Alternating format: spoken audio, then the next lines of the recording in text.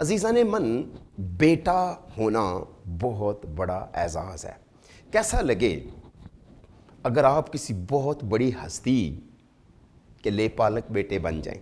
کیسا لگے اگر کوئی غریب زادہ کسی امیر زادے کا بیٹا بن جائے؟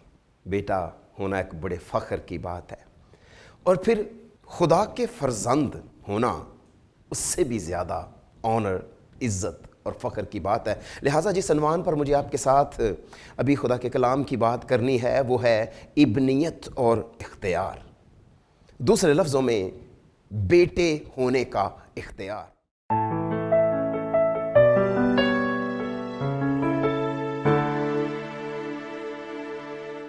مجھے آپ کی توجہ خدا کے کلام کی طرف مکاشفہ کی کتاب کے باب نمبر 12 7ویں آیت تک لے جانی ہوگی۔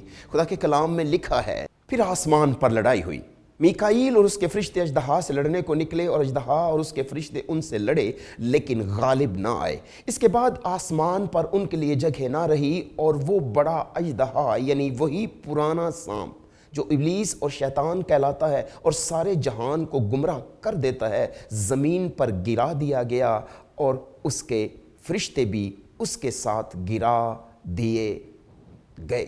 یہ خدا کے کلام میں اس وقت کی بات ہے جب آسمان پر اس کشمکش کا آغاز ہوا، جب آسمان پر اس جنگ کا آغاز ہوا جس کا اختتام بڑی جلدی ہونے والا ہے، اور ہم اس اختتام کے یا تو چشمدید گواہ ہوں گے یا پھر ہماری آنے والی نسلیں اس جنگ کے اختتام کی گواہ ہوں گی، اور ہم بھی گواہ اس لیے ہیں کہ ہم اس جنگ کا حصہ ہیں، کیونکہ وہ جنگ جو شروع ہوئی اور جاری ہے اور آخری روز عظیم تک جاری رہے گی، ہم اس کا شکار ہیں۔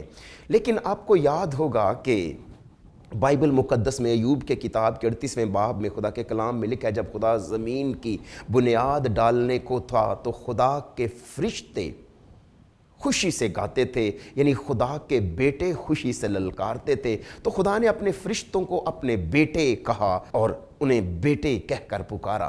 لیکن آسمان میں یہ جو بہت بھیانک حادثہ رونما ہوا تھا، یہ جو واقعہ، یہ جو گھٹنا گھٹی تھی، یہ جو واقعہ ہوا تھا کہ اژدہا کے فرشتوں نے، جو ایک تہائی فرشتے تھے، انہوں نے خدا کے فرشتوں کے خلاف بغاوت کر دی، کیونکہ وہ خدا کے اس عہدے کو لینا چاہتا تھا، حالانکہ اس کی بڑی عزت تھی، اور وہ اس عزت کی نگاہ سے آسمان کے فرشتوں کے درمیان دیکھا جاتا تھا۔ لیکن کئی بار ہمارے ساتھ بھی آج یہ مسئلہ درپیش ہے کہ ہم چونکہ عزت پا رہے ہوتے ہیں، ہمیں عزت مل رہی ہوتی ہے، لیکن ہم عزت کے ساتھ ساتھ اختیار بھی چاہتے ہیں، اور اختیار بھی اس شخص کا چاہتے ہیں پورے طور پر جو ہمیں عزت دے رہا ہو۔ دوسرے لفظوں میں ہم یہ کہتے ہیں کہ میاں جو آپ عزت مجھے دے رہے ہو، ٹھیک ہے، میں اس کے لائق ہوں شاید، اور باقی یہ جو تیرا اختیار ہے وہ بھی چھوڑ، اپنی کرسی بھی چھوڑ۔ دشمن کو خدا کی طرف سے ملی ہوئی عزت تو چاہیے تھی، مگر اسے خدا کا اختیار بھی چاہیے تھا، خدا کا وہ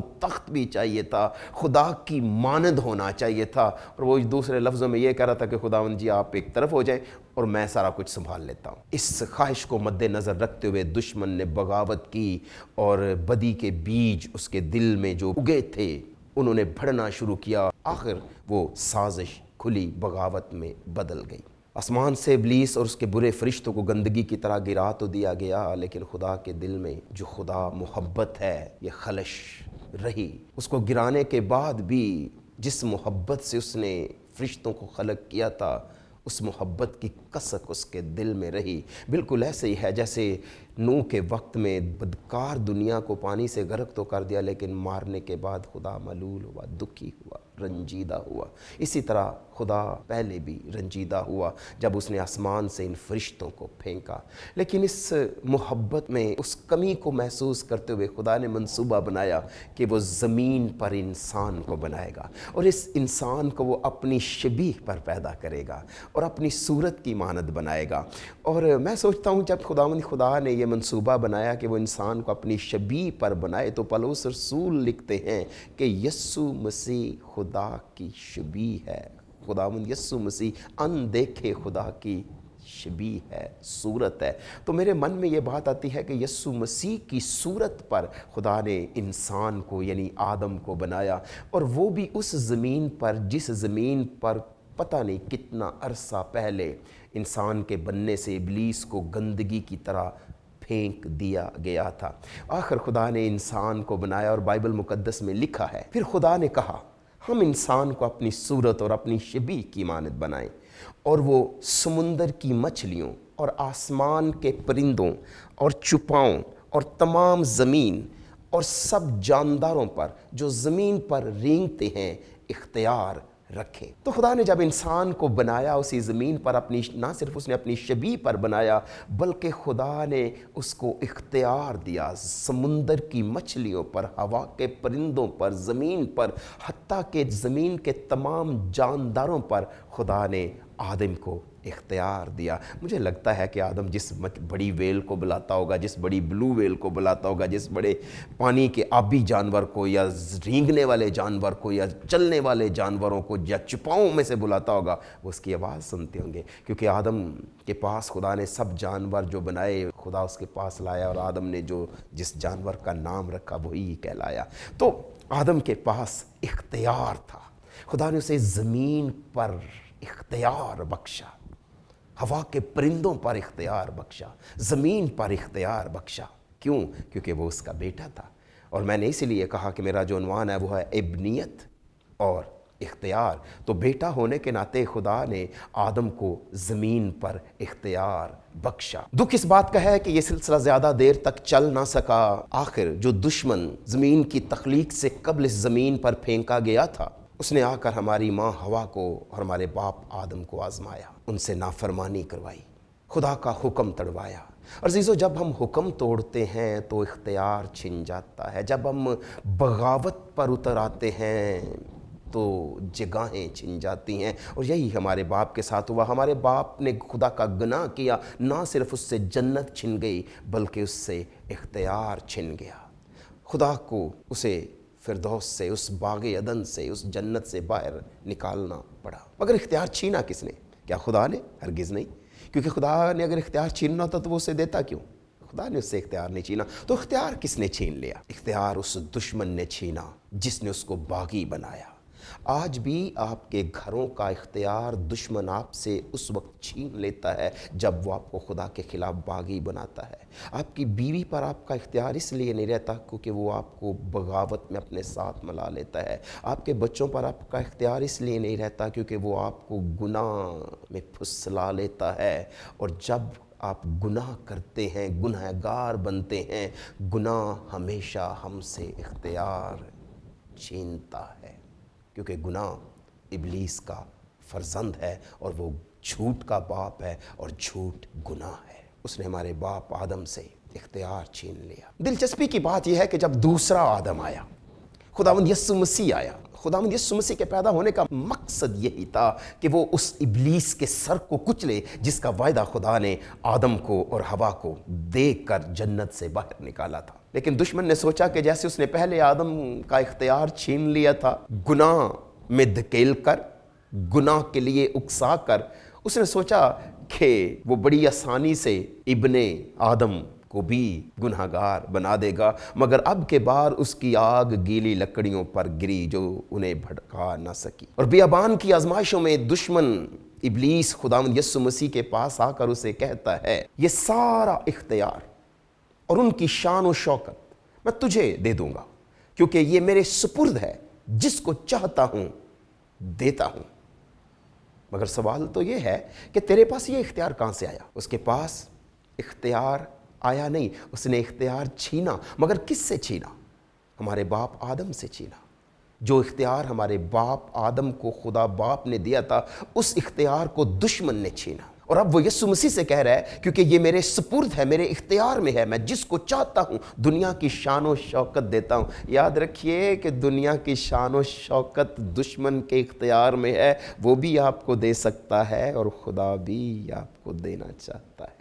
کی کتاب میں لکھا ہے کہ روپے سے سب مقصد پورے ہوتے ہیں مگر हिकमत ऐसी ही पनाहगाह है जैसे कि रुपया। अब चुनाव आपका अपना है कि आप अपना काम हिकमत से निकालना चाहते हैं या रुपये से निकालना चाहते हैं। वैसे हिकमत यस्सु मसीह का नाम है, पौलुस रसूल कहता है वो खुदा की हिकमत है। तो यस्सु मसीह से ये शख्स, ये दुश्मन कह रहा है कि मैं जिसको चाहता हूं उसको देता हूं दुनिया की शान और शौकत, क्योंकि ये मेरे इख्तियार में है। कहानी का रुख बड़े दिलचस्प अंदाज में आगे बढ़ता है। अय्यूब की किताब के पहले बाब में आयत नंबर 6 और 7 में लिखा है, एक दिन खुदा के बेटे आए कि खुदा के हजूर हाजिर हों, और उनके दरमियान शैतान भी आया। और खुदावंद ने शैतान से पूछा कि तू कहां से आता है। शैतान ने खुदावंद को जवाब दिया कि जमीन पर इधर उधर घूमता फिरता और उसमें सैर करता हुआ आया हूं। तो बाइबल में लिखा है कि एक दिन खुदा के बेटे आए कि खुदावंद के हजूर हाजिर हों। आए कौन? बेटे।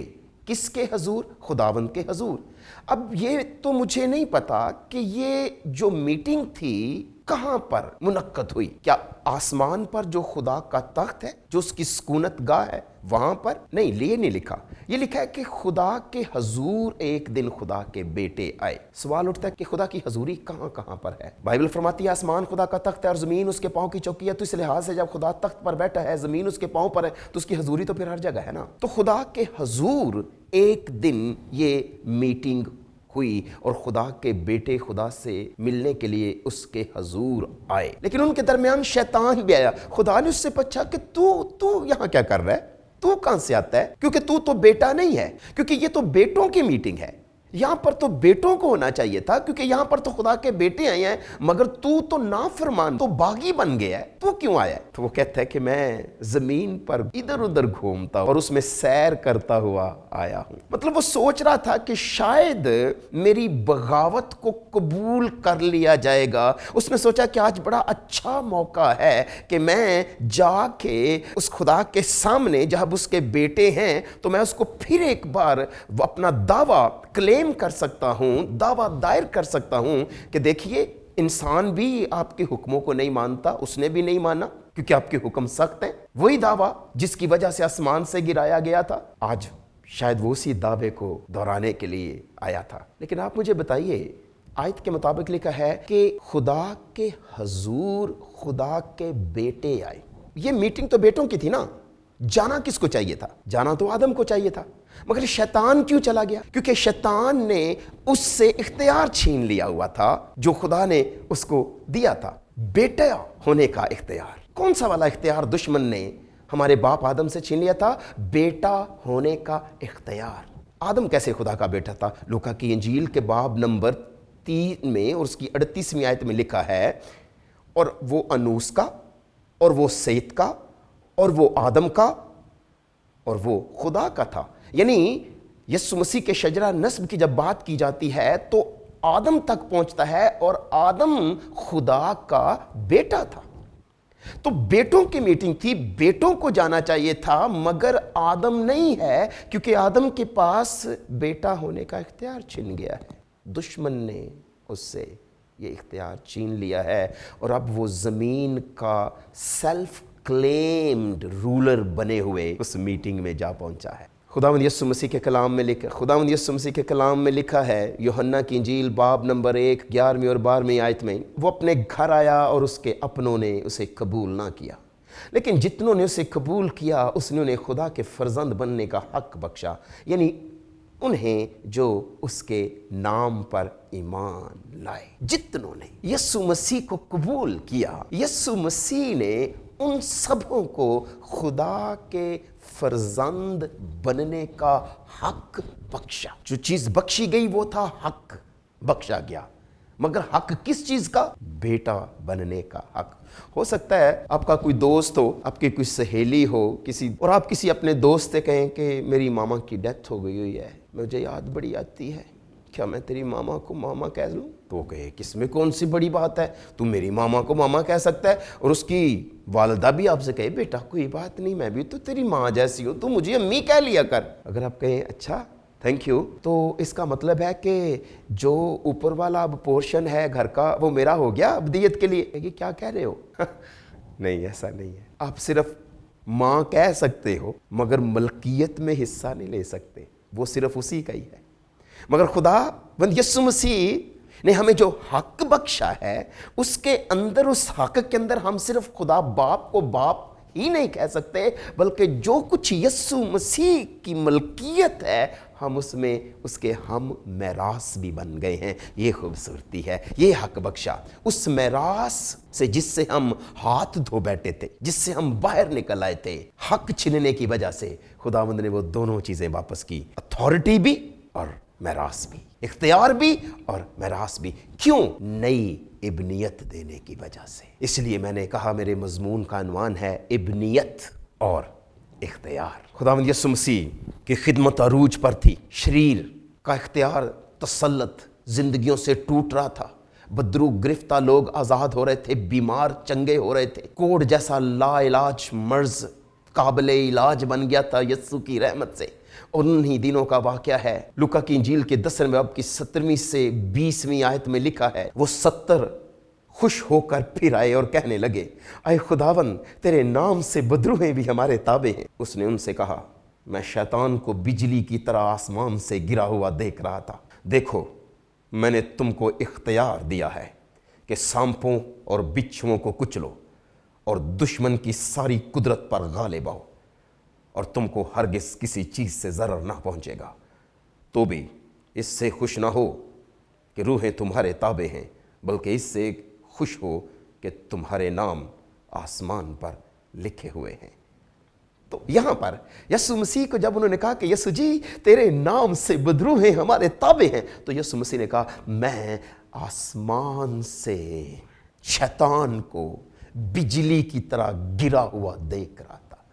یسوع جی شیطان آسمان سے تو بہت عرصہ پہلے نہیں گرا دیا گیا تھا جب لڑائی ہوئی تھی، تو اب کیسے دوبارہ گرا ہے؟ اب اس لحاظ سے دوبارہ گرا ہے کہ جیسے ایوب کی کتاب میں لکھا ہے کہ اس کے پاس وہ اختیار چھین لینے کی وجہ سے لمیٹڈ اتھارٹی آ گئی تھی۔ بیٹا ہونے کا جو اختیار آدم کے پاس تھا، اس نے جو آدم سے یہ اختیار چھینا، زمین پر قبضہ کر لیا، اور قبضے کا اختیار اس کے پاس کچھ آیا، اور اس اختیار کے بلبوتے پر اس کو لمیٹڈ اتھارٹی مل گئی۔ مگر یسوع مسیح نے کہا یوحنا 12ویں باب کی 31ویں آیت میں، اب دنیا کی عدالت کی جاتی ہے، اب دنیا کا سردار نکال دیا جائے گا۔ بات اس وقت ہوئی جب خداوند یسوع مسیح سولی چڑھنے کو تھے، ان کی صلیب کا وقت قریب آ گیا تھا، کیونکہ اب دشمن کے سر کو کچلے جانے کا وقت آ گیا تھا۔ اختیار اس نے جو دشمن نے لیا تھا، اس سے ہمیشہ کے لیے وہ اختیار چھن جانے کو تھا، اور اب اس کی عدالت ہونے کو تھی، اور اس سے اختیار چھننا تھا یسوع مسیح کی موت کی بدولت، اور یسوع موت، صلیبی موت مرنے کے لیے بالکل تیار تھے۔ اور وہ کہہ رہے ہیں کہ اب دنیا کا سردار نکال دیا جائے گا، اب اس کی وہ لمیٹڈ ایکسیس جو آسمان تک ہے وہ بھی ختم ہو جائے گی۔ اور انہوں نے پہلے ہی کہہ دیا تھا کہ میں اس کو آسمان سے بجلی کی طرح گرا ہوا دیکھ رہا تھا، کہ وہ اپنی موت کے بارے میں کنوکٹڈ تھا، اس کو پتا تھا کہ اس کی موت سے شریر کا سر کچلا جائے گا، دشمن کچلا جائے گا۔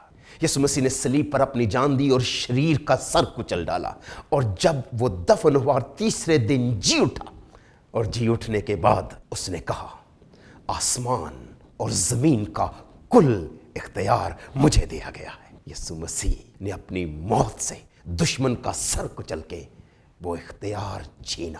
اس نے وہی اختیار اپنے شاگردوں کو پہلے ہی دیا۔ اس نے کہا میں تم کو اختیار دیتا ہوں، جاؤ دشمن کی ساری قوت پر غالب ہو۔ یاد رکھیں آج ہمارے پاس اختیار ہے، اور اختیار کے لیے جو یونانی کا لفظ استعمال ہوا ہے وہ ہے ڈونیمس، جس سے ورڈ ڈومینین نکلا ہے، ڈونیمس اتھارٹی ہے۔ ہمارے پاس ڈونیمس اتھارٹی جو ہے وہ محض طاقت نہیں ہے، طاقت سے بڑھ کر ہوتا ہے یہ اختیار جو ڈونیمس پاور ہے۔ اس نے ہمیں اختیار دیا ہے تاکہ ہم دشمن کی ساری قوت پر غالب آئیں۔ پولس رسول افسیوں کے پہلے باب کی 20ویں سے 22ویں آیت میں خدا کی بابت لکھتے ہیں، جو اس نے مسیح میں کی جب اسے مردوں میں جلا کر اپنی دائیں طرف آسمانی مقاموں پر بٹھایا، اور ہر طرح کی حکومت اور اختیار اور قدرت اور ریاست اور ہر ایک نام سے بہت بلند کیا، جو نہ صرف اس جہان میں بلکہ آنے والے جہان میں بھی لیا جائے گا۔ سب کچھ اس کے پاؤں تلے کر دیا اور اس کو سب چیزوں کا سردار بنا کر کلیسیا کو دے دیا، اور اس کو سب چیزوں کا سردار بنا کر کلیسیا کو دے دیا۔ اسی لیے خداوند یسوع مسیح نے کہا، اس لیے خداوند یسوع مسیح نے ان کے پاس آ کر ان سے باتیں کی اور کہا کہ آسمان اور زمین کا کل اختیار مجھے دیا گیا ہے، بس تم جاؤ اور دشمن کی ساری قوت پر غالب آؤ، جاؤ اور ہر قوم اور قبیلے اور امت اور اہل زبان کو خوشخبری سناؤ، جاؤ انجیل کا پرچار کرو، جاؤ جو کچلے ہوئے ہیں انہیں آزاد کرو، جاؤ اور ان سے بیان کرو کہ اٹھو عقابوں کی طرح زور پاؤ، کیونکہ تمہارا خداوند یسوع مسیح غالب آیا ہے۔ اور بائبل مقدس مکاشفہ کی کتاب کے 12ویں باب کی 10ویں آیت میں فرماتی ہے، پھر میں نے آسمان پر سے یہ بڑی آواز آتی سنی کہ اب ہمارے خدا کی نجات اور قدرت اور بادشاہی اور اس کے مسیح کا اختیار ظاہر ہوا ہے۔ ہاللیلویہ۔ اس لیے اس نے کہا جاؤ دشمن کی ساری قوت کو کچلو، اس پر غالب آؤ، کیونکہ میں نے تمہیں اختیار دیا ہے۔ ہمارے مسیح کا اختیار ظاہر ہو گیا ہے، آسمان اور زمین کا کل اختیار ہمارے مسیح کے پاس ہے، اور جس کے پاس سارا اختیار ہے اسی کو خدا نے کلیسیا کو دے دیا ہے، اور آج یسوع مسیح ہمارا ہے، ہم یسوع مسیح کے ہیں۔ خداوند آپ کو برکت دے۔ اپنا خیال رکھیے، اپنے خاندان کا خیال رکھیے، اپنی اولاد کا خیال رکھیے، اپنے باپ کا خیال رکھیے۔ جیتے رہیں A4U TVs کی ان میسیجز سے، جو برکت آپ پا رہے ہیں اسے دوسروں کے ساتھ بانٹتے رہیے۔ اگر آپ نے یہ چینل YouTube پر سبسکرائب نہیں کیا اسے سبسکرائب کر لیجئے، تاکہ آئندہ ہر نیا پیغام آپ سن سکیں۔ اور اگر آپ نے فیس بک پر A4U TV کا پیج ابھی تک لائک نہیں کیا، آپ لائک کر لیں، تاکہ ہر نیا پیغام آپ کے لیے برکت کا سبب بنتا رہے۔ آپ کا خیر اندیش پاسٹر ہیرس حسین، اگاپے فیلوشپ چرچ انٹرنیشنل۔